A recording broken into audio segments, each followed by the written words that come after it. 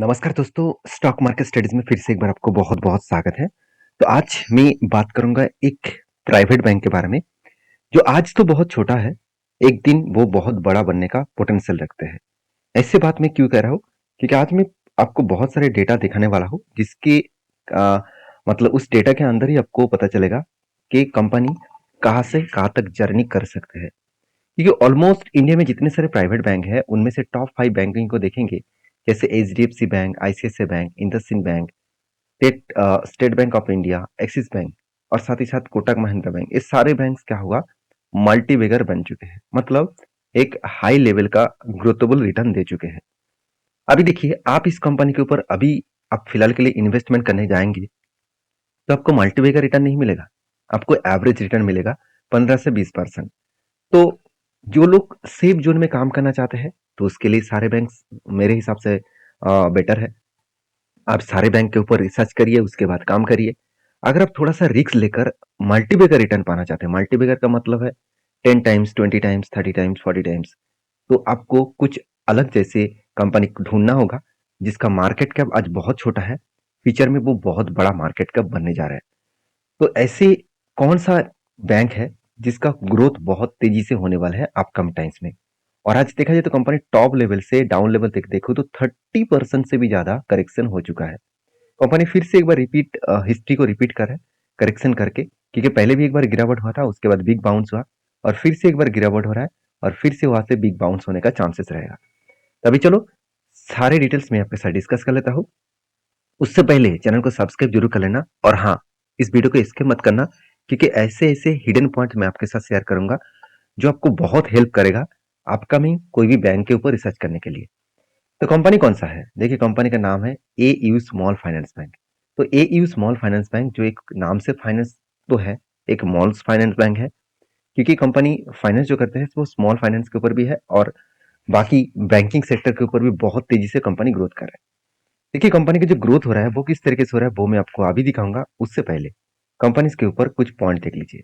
जैसे कंपनी के टोटल जो डेटा है उसके हिसाब से 31 दिसंबर 22 के डेटा के हिसाब से कंपनी के 21 स्टेट में कंपनी बिजनेस कर रहा है, और कंपनी 1015 से भी ज्यादा टच पॉइंट है, मतलब बैंक आउटलेट देखने को मिलेगा, और 3 यूनियन टेरिटरीज के ऊपर कंपनी का बैंकिंग का डेटा देखने को मिलेगा। और बैंकिंग का जो बिजनेस है, आप देखेंगे तो वेरियस प्रोडक्ट है, इंक्लूडिंग सेविंग बैंक, उसके साथ करेंट अकाउंट, फिक्स डिपॉजिट, साथ ही साथ रिकरिंग डिपॉजिट, एटीएम है, साथ ही साथ vehicle finance, SME and MSME loans.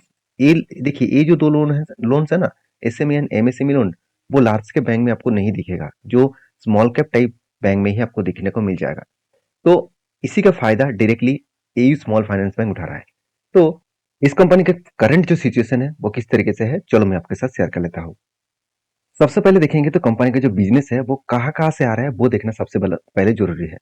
पहले देखिए, कंपनी का जो बिजनेस है वो रिटेल बैंकिंग के ऊपर है, जो बैंकिंग को एक खासियत जब सबसे पॉइंट्स देता है, क्योंकि रिटेल बैंकिंग में जितना पैसा आए उस पैसे से कंपनी ज्यादा पैसा कमा सकता है। क्यों?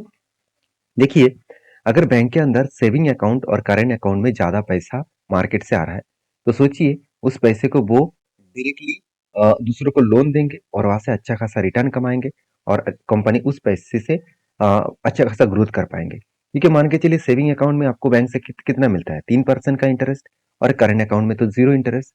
मतलब कंपनी आपके पास से अच्छा खासा पैसा लिया, और उस पैसे से 8 से 10% के आसपास से दूसरों को लोन दिया, और वहां से अच्छा खासा पैसा कमा लेते हैं।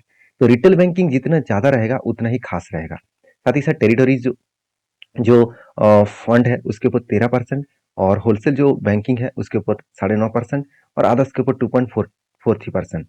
अभी देखिए, कंपनी के जो मतलब व्हील्स है, मतलब जो गाड़ी की जो लोन दिया जाता है वो कितना 30%, और जो एमएसएमई है तो उसके ऊपर कितना 28%, क्योंकि इसी के ऊपर कंपनी का बिजनेस सबसे पहले स्टार्ट हुआ था, और इसी के ऊपर जब से ज्यादा कंपनी का बिजनेस हो रहा था। अभी थोड़ा सा कम क्या है, कोई बात नहीं।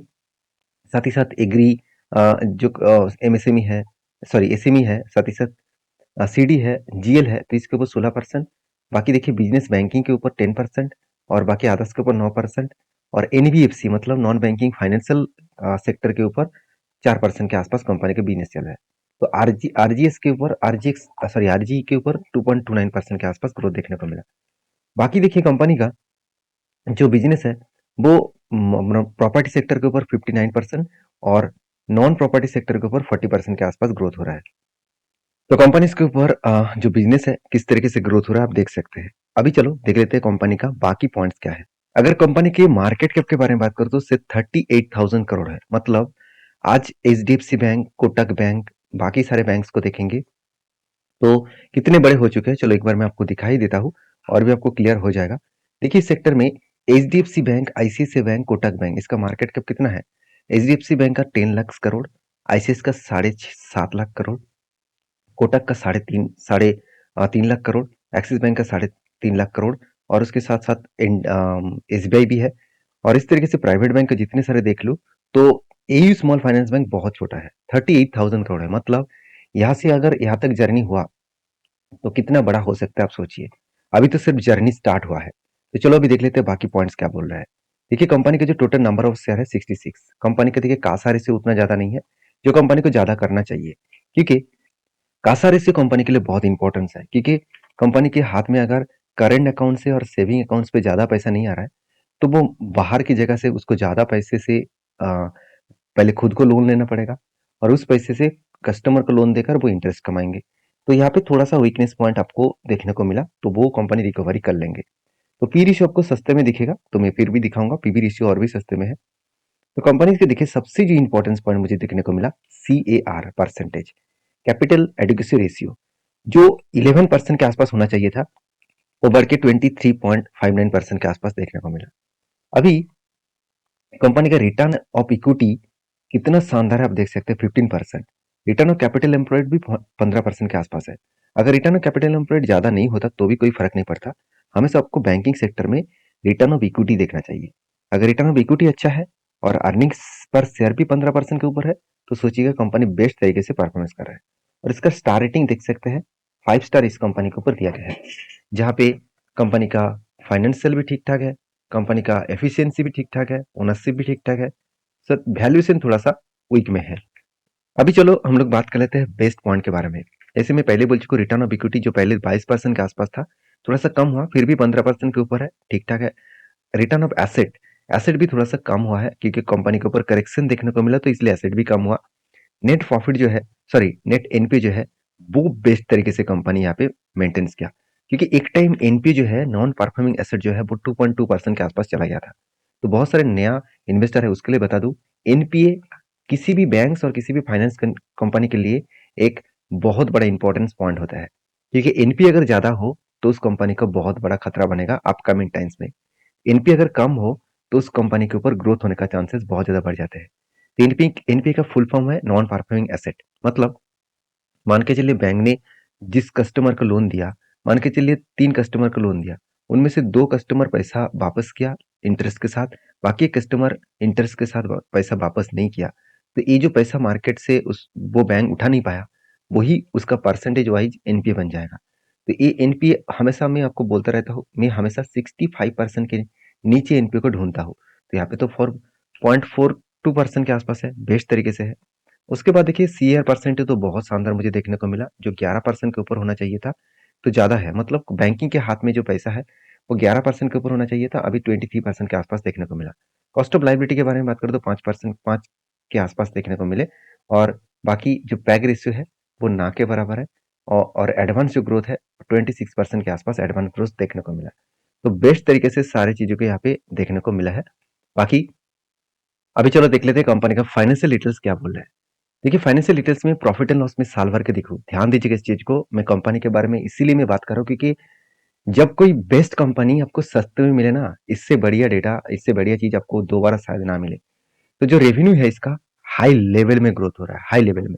देखिए करंट जो ईयर चल रहा है वो 10,000 करोड़ को क्रॉस ओवर कर चुके हैं, जो एक साल पहले कितना था, सिर्फ 5.5, चलो 6,000 करोड़। मतलब डबल के आसपास, डबल के आसपास, 40% के आसपास ग्रोथ कंपनी के ऊपर हो चुके हैं। रेवेन्यू एक अलग लेवल का ग्रोथ हुआ, उसके साथ साथ इंटरेस्ट भी बहुत शानदार तरीके से ग्रोथ हुआ। और कंपनी की जो नेट प्रॉफिट है वो भी देखेंगे तो 50 करोड़ से 10 ईयर्स में 50 करोड़ से 1,500 करोड़ तक हो चुके हैं। तो किस लेवल में ग्रोथ है आप सोचिए एक बार। तो जो लोग सोच रहे हैं कि कंपनी लगातार गिरते चले जा रहे हैं, कंपनी बेकार है, उसके लिए मैं बता दूं इससे मतलब बेस्ट कंपनी मुझे नहीं देखने को मिला। बाकी देखिए, मैं आपको कोई रिकमेंडेशन नहीं कर रहा हूँ कि चलो मैं बाय किया हूँ, आप भी बाय करिए। क्योंकि बाय सेल करना हर किसी का अलग-अलग ओपिनियन होता है, खुद का निजी डिसीजन होना चाहिए। क्योंकि एनालिसिस करना का काम मेरा है। मैं आपको सारी चीज़ इसीलिए शेयर करता हूँ क्योंकि इस सारे पॉइंट्स को देखकर आप कुछ कंपनीज़ के ऊपर डिसीजन ले सकते हैं। डिसीजन लेने से पहले आपका जो एडवाइजर है उसके साथ बातचीत जरूर करिएगा। कंपनी का सेल्स का ग्रोथ देखिए, 30% के ऊपर ग्रोथ हो रहा है। प्रॉफिट ग्रोथ देखिए कितना शानदार, 30% के ऊपर ग्रोथ हो रहा है। रिटर्न ऑफ इक्विटी भी 15% के ऊपर है। मान लेते हो कंपनी 3 साल 1 साल में कुछ रिटर्न नहीं दिया, इसका मतलब कंपनी बेकार हो गया, ये बोलना बहुत गलत होगा। आज H D F C bank India का लीडर कंपनी है। अगर H D F C bank को मैं दिखा दूं, चलो एक बार मैं आपको दिखा भी देता हूँ तो और भी आपको क्लियरिटी मिल जाएगा। तो H D F C bank का रिटर्न दिखा दूं तो देखिए क्या हुआ, 3 साल में 2% लॉस, 1 साल में 11% लॉस। तो आप कहेंगे क्या एचडीएफसी कंपनी बेकार हो गया? बिल्कुल नहीं। तो कहने का मतलब है कभी कभी कुछ सेक्टर के स्लो डाउन रहता है। तो आज बैंकिंग, प्राइवेट बैंकिंग का जो कंपनीज है वो सारे कंपनीज के ऊपर स्लो डाउन है। जो इकोनॉमिकली जितना ग्रोथ हो रहा है उस बेसिस में कंपनी का ग्रोथ जब स्टार्ट होना मतलब शुरू हो जाएगा, तो बैंकिंग कंपनी बहुत तेजी से ग्रोथ करेगा।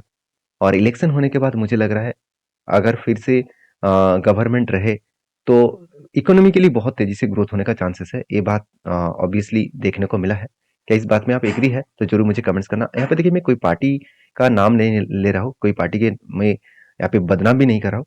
क्योंकि मेरा कहने का मतलब है इतने दिनों से जो डेटा देखने को मिला वही मैं आपके साथ शेयर कर रहा हूँ।